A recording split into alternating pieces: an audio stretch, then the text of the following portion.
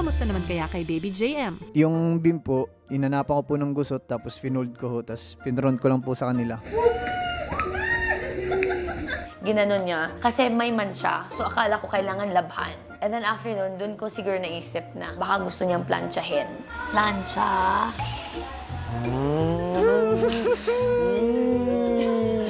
Matapos nilang makahula ng clue kay JM, agad na bumalik si Jazz at Binsoy kay Kuya. Para saan? Kaya kayo nandito ngayon? Para humiram po ng school uniform po, kuya. Para sa kay baby request ni Baby JM po. Ayun, naisip ko, kuya, pagkabata ko pala, gusto ko palang mag-aral sa yung uniform. Pag inaasikaso ka ng nanay mo, kuya, parang nasasayahan ka, kuya ba? Kagaya na lang po, kuya, ng pagpaplansya ng uniform ng damit, kuya, bago pumasok sa school.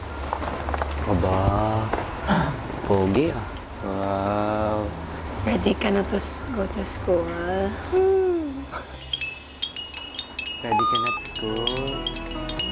Success na rin kay Baby JM! It's like a team effort, kuya. So parang ang saya lang ng puso ko na naka-add din kami sa success. Malapit na po kami sa victory.